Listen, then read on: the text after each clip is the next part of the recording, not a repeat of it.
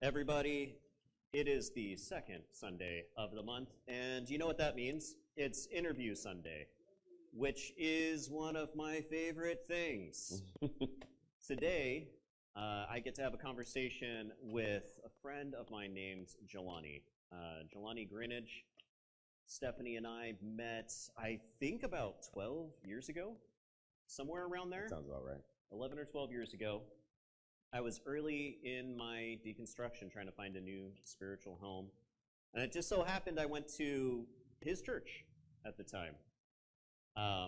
That church is no longer around anymore, but its legacy has carried on as they were just trying to meet the needs of neighbors in the area.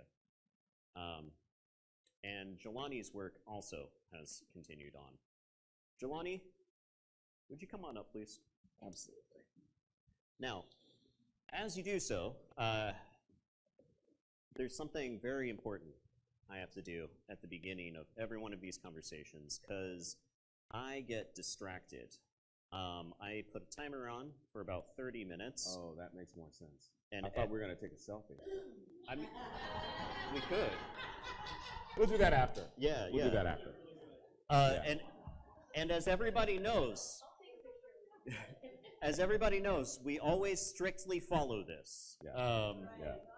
Okay, I'm going to try this time. I'm going to try. All right, so I'm going to put that there. Now we're official. So I like to start every one of these conversations out by asking how you would want to introduce yourself. So the issue is, if I introduce you, I may say a bunch of things that are maybe this relevant to you. Yeah, okay. You know? Yeah. Okay. Hello, everyone. Hello to those of you, hello again to those we already greeted. My name is Jelani Greenidge, and I am first and foremost a child of God and a husband to my wife, Holly. But vocationally, which is what people usually want to know, I work full-time for the Evangelical Covenant Church as missional storyteller, which means that I'm sort of like a religion reporter, but focused on the goings-on in our particular denominational community. And then in my spare time, I am a writer, a published author, a hip-hop artist, a DJ, and a stand-up comic. And a few other things too, but those are the main ones. So, yeah. Thank you. Now, did you remember all of those hats that he just mentioned? It's going to be very important later, because there will be a test. I will say briefly, sometimes to sum it all up, I just tell people I'm a media renaissance man. Media renaissance. So that's kind of like, if you forget, just say he's a renaissance man. He does a little bit of this, a little bit of that. So one of the reasons I was interested in having this conversation is because there is so many things we could talk about. Because you are a Renaissance man, you do a lot of different things. And while we align in values, we don't agree on everything theologically. We don't necessarily have a one-for-one perspective. Sure. And that's part of what makes so many of our conversations beautiful, I think, when we're able to engage in a thoughtful discussion with another person and just Agreed. Hear from them, hear where they're coming from. Yeah. And one of the things that came up in our last conversation that you and I had outside of this was your sense of calling. Yes. Your sense of vocation. And so I'm wondering how these different aspects of the vocational stew you just did, how these swirl together for you and your sense of calling. Well, I'll say it this way. So my official job title, as I said, is missional storyteller. And part of why I feel blessed to have that job is that I think pretty much all forms of media are storytelling in some way. Even something as simple as mime. A really good mime is often telling a story. Like, oh, I'm trapped. How did I get here? You know? And I really, I came from a very musical family. So I grew up in a gospel singing family. My dad is and was a pastor. I have several family members that have worked full-time or part-time in music and worship ministry. And so music is a huge part of my life. But what ended up happening was, this happened very gradually. So what I'm going to tell you is kind of an encapsulation of like a 30-year long process. But what ended up happening was I was exposed to a lot of these biblical stories.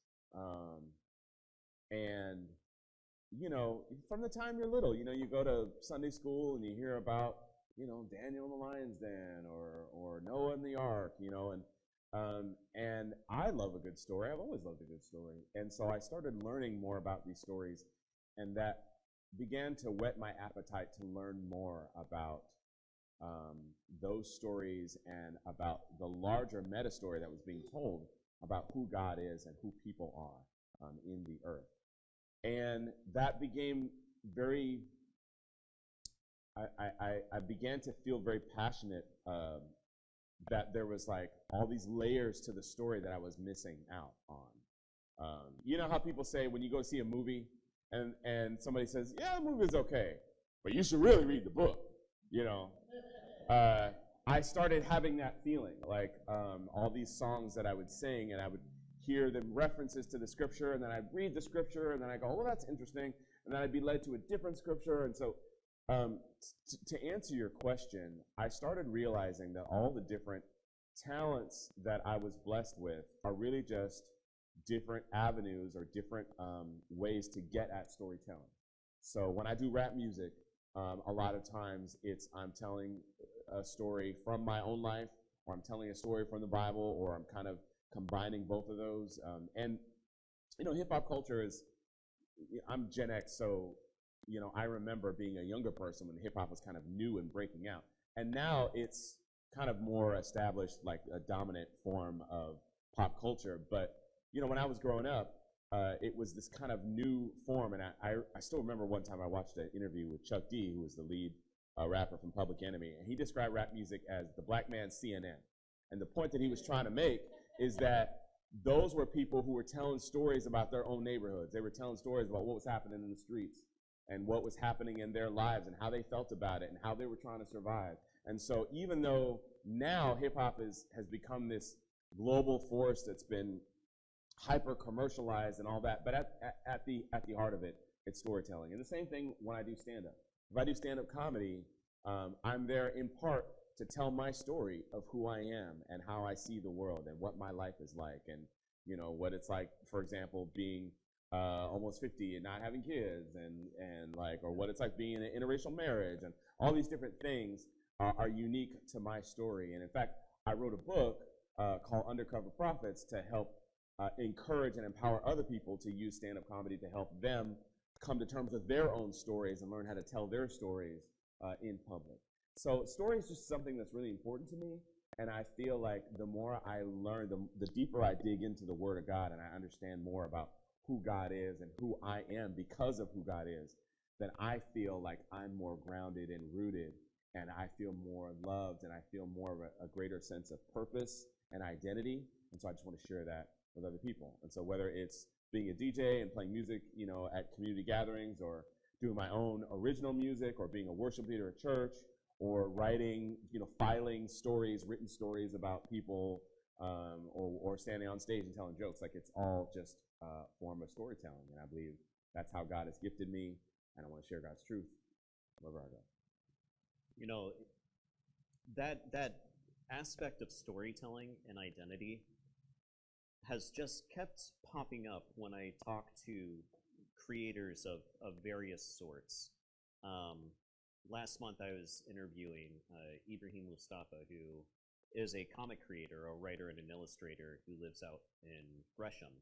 And he was talking about, like, this is a medium in which he makes a living, but it's also important to him that certain stories are conveyed, and that identities, like his identity, or people who may align with aspects of his identity, are also represented. And so much of what you just said kind of reminds me of that, not just the nicety, but that necessity. Mm-hmm. Like we need stories, but we don't just need them for entertainment. We need them to make sense of who we are, Absolutely. our place in the world, our world views, and to see ourselves and other people in them. Mm-hmm. Yeah. I find that to be just a very interesting thread that just keeps coming up. It's very, very primal, I think. Yeah. Yeah. So, speaking of that, I want to touch on an aspect really quick that I've thought about a few times the last couple of weeks, and that's like my relationship with Christian rap music. Okay. So I'm a 90s kid. Sure. Born in the 80s, but like grew up in the 90s. Yeah. And I went to a small conservative evangelical church out in like the boonies in high school. And rap was like strongly demonized. Oh yeah. Definitely back then. Yeah, absolutely. And the only Christian rap artist I knew of at the time, I mentioned this to you before, was T-Bone. Oh yeah, T-Bone. And I didn't like much of what T-Bone was putting out. Sure. It's the danger of only having like one access point. Right, yeah, you know? exactly. He's carrying the burden of like an entire community. All of it. Yeah. All of it. And now, hip-hop and rap is dominant in our pop culture. Yeah. And I'm wondering what kind of reception your music gets because of maybe some of the baggage that people from my background have put on it. Mm-hmm. Or I don't know, is that not an issue anymore? Are people embracing in your community Christian rap music or in your experience? So first of all, let me say I am someone who moves in and through various different communities. So it really depends a lot on where I am, how people receive rap music. That being said, I didn't intend for this to be the case, but I think, never let people tell you that God doesn't have a sense of humor. I grew up wanting to be the first really famous Christian rapper. Like right now, there are several platinum selling, Christians who do rap music on the highest level, and they're at award shows, and people like Lecrae and Andy Mineo and different people. When I was in high school, there was nobody was on that level. It's not that there wasn't Christian rap, there were, but all the people who were doing it kind of in their own local church circles. Nobody's making a lot of money. If you wanted to buy a Christian rap, this is even before CDs, if you wanted to buy a Christian rap tape or record, you had to go to a Christian bookstore because it wasn't in no Tower Records and nothing like that. And now what's ironic is that I've spent the last 20 to 25 years bringing rap music in spaces that are usually either exclusively or predominantly Christian, old, and white. And there is both. I'm not saying anything about this particular space. I'm just talking about my own history. You can read into that however you want. Yep. I did grow up in Portland, but the point I'm trying to make is that there is both a burden and a privilege that goes with that. Yep. The burden is and this is part of my story is growing up black in Portland. I'm used to being one of a few black people in a room that I go into, and so when I'm in a new house of faith or a Christian camp or this, that, and the other, that's normal for me. So when I would bring rap music in as part of my ministry, there were times when I had to do a lot to prepare people for it or to contextualize them for it. So for example, I have a YouTube channel where I have lyric videos. And when I do rap songs, I create lyric videos. They're not typical rap videos. You don't see a lot of, actually most of them, you don't see my face at all. You don't see me standing up and being like, wearing gold chains and doing all that kind of stuff, because I've chose to center the words and the ideas. It's more important for me that people can read it and understand what I'm saying than it is for them to see me and be like, oh, that guy's cool, you know? So because I had to do that in order for people to understand the content of what I was trying to communicate. Especially for people who are not native to rap music, it's hyper-verbal. There's a lot of words. It's coming at you really fast. That particular one that you picked today, watching screens, I feel bad for y'all because that's one of those ones where the words are coming really fast. Like, if you're trying to read along, it's like, whoa, whoa, whoa. Like, you want to watch it maybe like on half speed or something.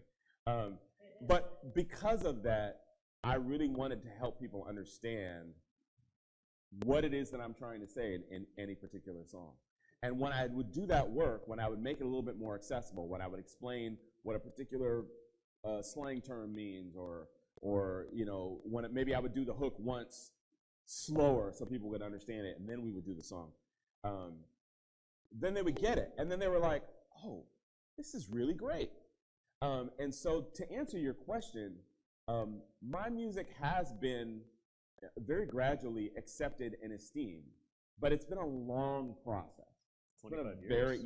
It's been a like 25, 30-year long process of continuing to do this music before it's seen as a legitimate form of artistic expression, and particularly Christian worshipful artistic expression.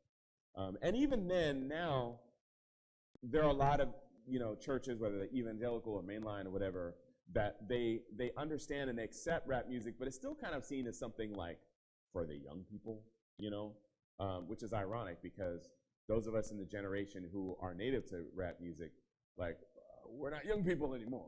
Like, I'm almost 50. So, it's like I'm still doing rap music, but I can't jump around like I used to do when I was in my, early 20s and 30s.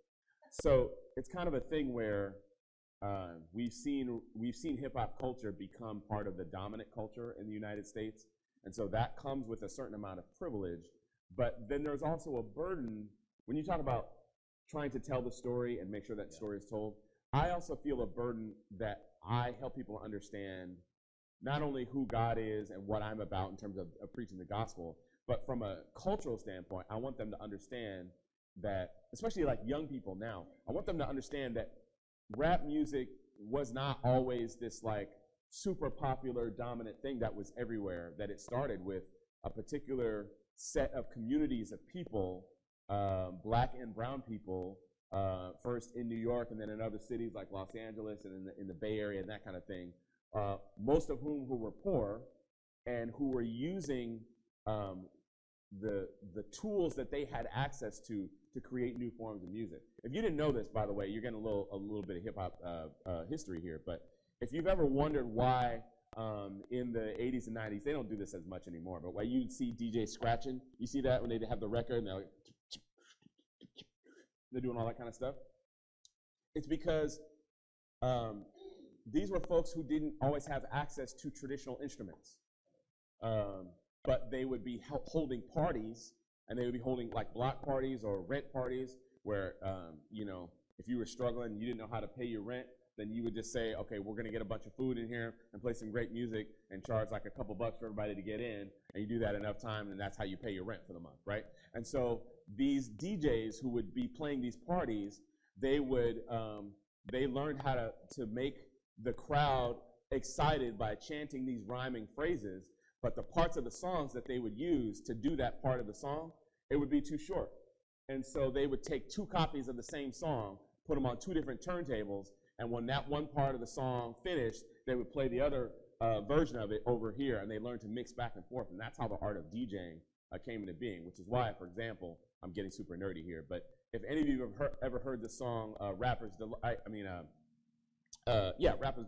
by Sugar Hill Gang, that music, the boom, boom, boom, that bass line is from the song Good Times by the band Chic. That was a disco song that became repurposed as a rap song by taking just that part where everything else came out and there was nobody singing good times and none of that. They just like, let me just get the part with the drums and the bass, and we'll do that over here, and they created this new art form. So my point in saying all of that is to say that it is incumbent upon me as a child of that generation and as someone who is gifted to do that art form, to tell the story of how it came to be and to help preserve part of its roots. Because now, to be honest with you, I know this is more than what you asked, but I'm on a roll, so I'm going to keep going. It's okay. Now, to be honest with you, there are young people who are doing rap music who don't have that institutional and cultural knowledge of where it came from. And some of the ideas, and including Christian people who do this, some of the ideas they traffic in, they, from a place of maybe ignorance, are sometimes trafficking in some anti-black or racist ideas that they get from other people because they don't understand that this form of music that they like actually came from black and brown people. Because the rappers that they see on TikTok, you know, are white and their age, and you know, and it's become this big global thing.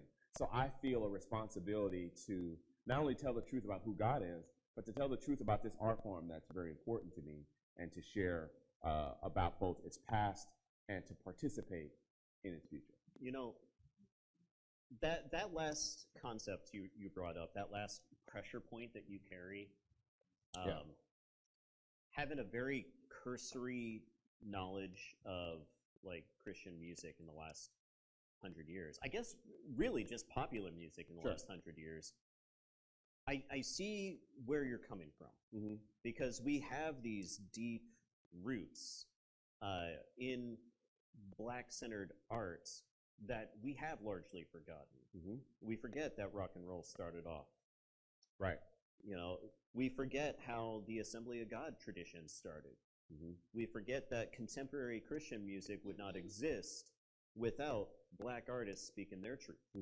Right. And you know, I was sharing like in the 90s, like this skepticism towards like rap music, right?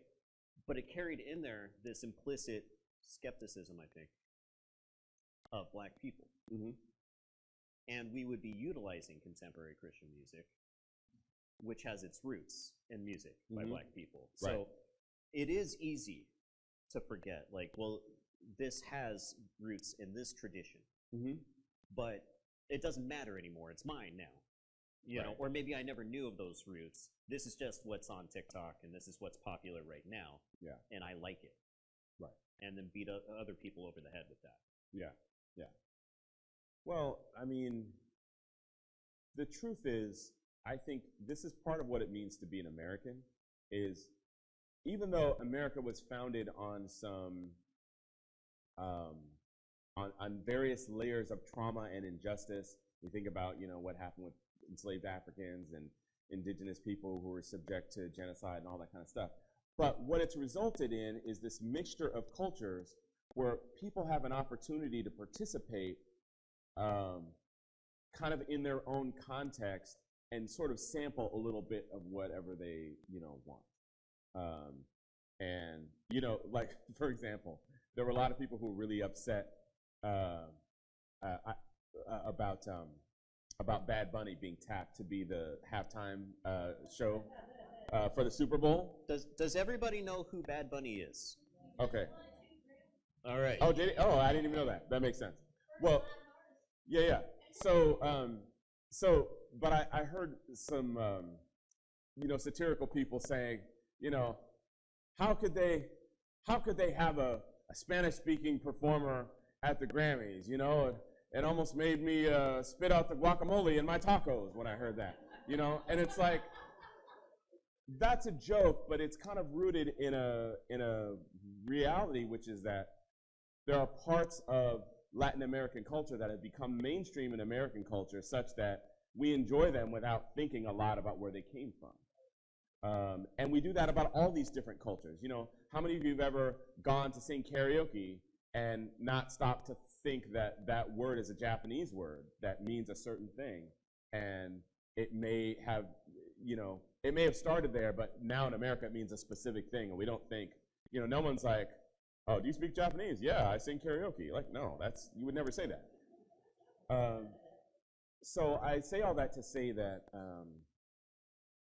there's a fine line, I think, between um, between participating in a culture that's not native to you and appropriating that culture. And I think all of us at different times end up on one side or the other just by virtue of the multicultural society in which we live. Yeah. But it looks and feels different depending on where you live, like what city you're in, or what neighborhood, or what community connections you have. And so I try not to shame anyone.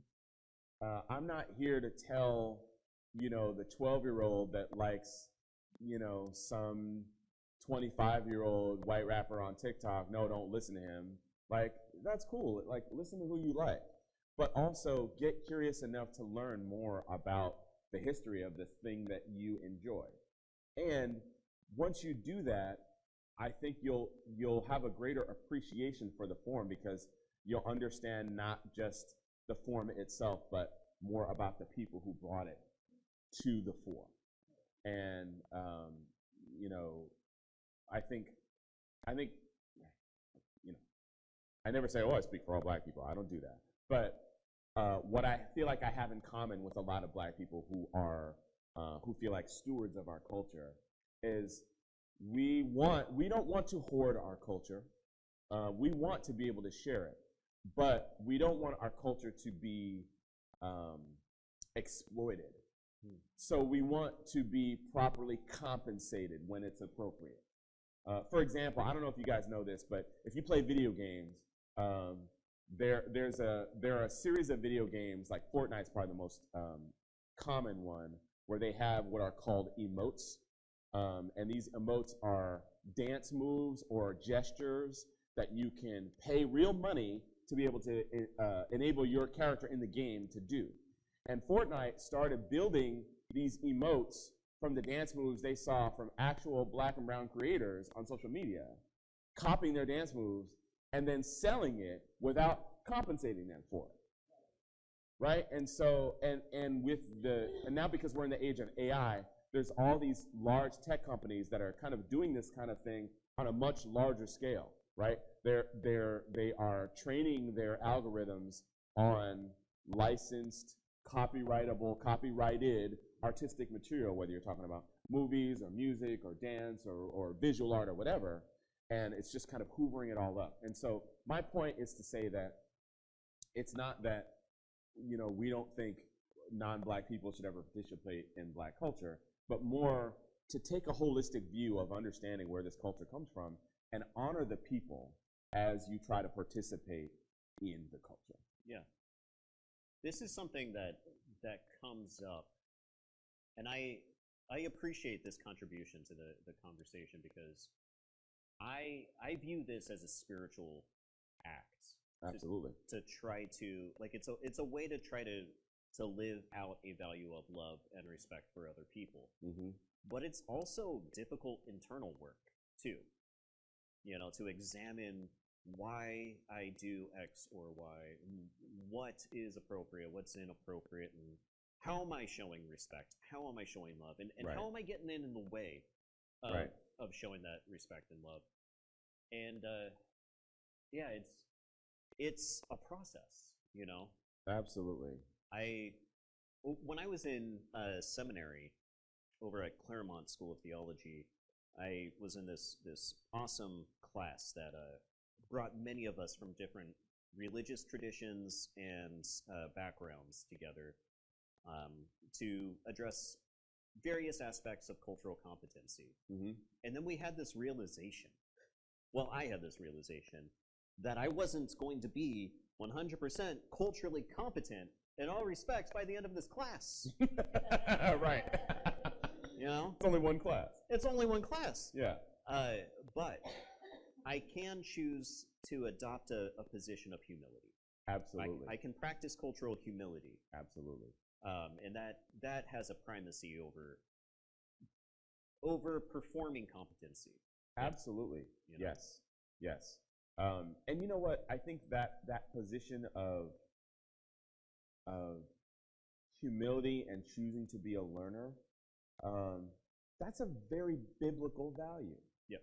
That's why when you ask me what biblical text would you like to have read as part of the service, I picked that text from Romans 12 too, because it talks about presenting who you are, presenting your body as a sacrifice to God, and then choosing to be transformed by God's word in the renewing of your mind, and not simply being conformed to what everyone else is doing in the world.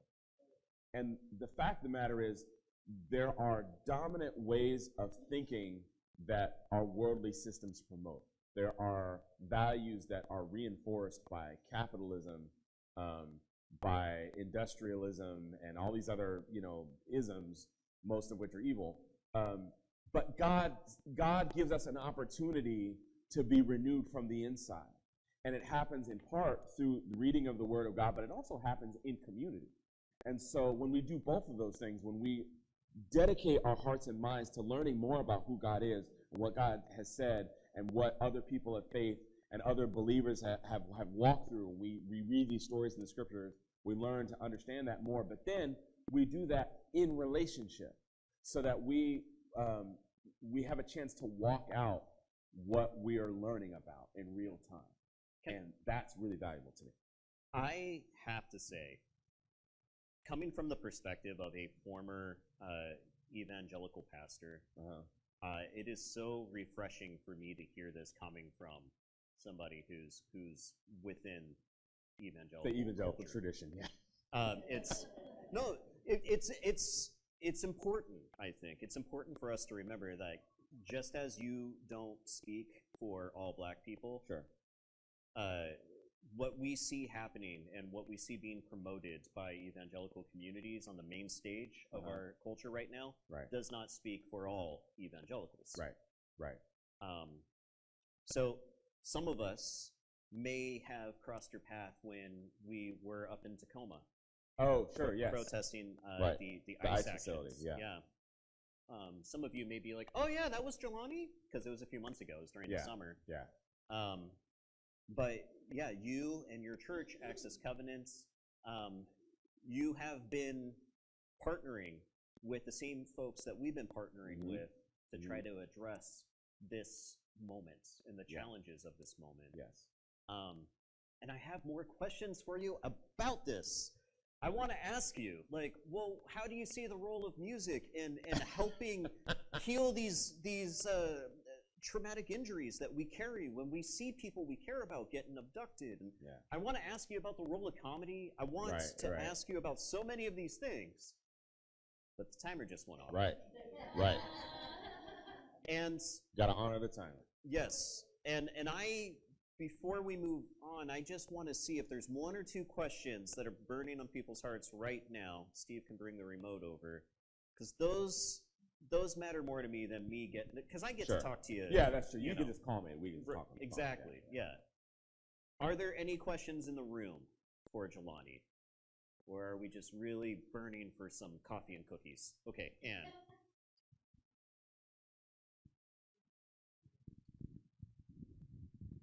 How do you work with or prevent people taking something that's beautiful, like a belief you have, a goodness that comes from your scriptures, whichever they may be, whether you're Muslim, Jewish, or Christian, Buddhist, Taoist, Sikh, I guess I say it wrong, and have them weaponized to kind of like take them back and de-weaponize them. Because I was exposed as a small person to Christianity, although I was essentially raised Jewish, and all of the things that I heard from Christianity were weapons against me. And so and I kept saying, but wait a minute, he was a Jew. How are you doing this? Right. Do you know? I mean, it's like, and then they say, well, Jews killed him. No. I mean, they didn't prevent it. Maybe they could have. It's like we're not hearing the whole story. Right. And I'm kind of sick of it being weaponized against me. And so I'm just wondering, how do you deal with that? What can you do with that? So that's a great question. Yeah. I will start by saying this. People can choose to argue with your politics, but they can't deny the reality of your experience, your lived experience. So it starts by taking inventory of your own story. And then, based on that, I know this term has kind of become a little toxic, so I hesitate to use it in church, but I'm going to take a chance and say it anyway. Now I really want to hear what it is. When it comes to the Bible, do your own research. Read it for yourself, okay? Don't just take the word that some pastor says. Read it. And you know what? If you're not sure what it means, maybe get a couple different translations, right? And compare. Because all these different smart people have interpreted biblical texts in different ways. And my point, I don't want to get too deep into that, but my point is just that when you understand more about your own story, and then you can see the connections between your story and what you read in the story of God's people, then you can then talk about that. And someone can choose to weaponize their idea of who Jesus is, but then you can say, well, hold on. When I read the Bible, this is what I see of who Jesus is, right? And so you're not saying you're wrong. You're just saying, this is what I see, right? It's kind of like the person who, in the New Testament, the person was healed by Jesus, and they went off and told, and they were like, look, I don't have no degree in theology. I'm not here to do a big workshop on all the different views of divinity. I just know I used to be blind, and Jesus touched me, and now I see. You do with that what you will. So that, to me, is part of the answer of how you do that. And it's not weaponizing, but it's activating the truth that you've experienced from God, and then taking the initiative to share. Thank you. Okay, one more question. All right. Well, in that case, Jelani, my last question for you is there anything you want to say that you've not had the chance to say already? So many things. I get this. The time goes by quick. It does. I'll just say a couple of real quick things. If you want to hear more of my music, you can find me on all the streamers. So my stage name when I'm doing hip-hop music is G Natural. So if you search for the letter G and an asterisk and then the word natural in your Spotify, your Apple Music, Amazon, whatever, you can find it that way. I have a YouTube channel. I also, because I don't do as many events, because like I said, I'm getting older and I don't have the energy to be like jumping around and doing all this hip hop like I used to. I'm starting to transition into doing more online media, and because it's harder to get people to support, like you can't get people to pay for music that's on streaming, right?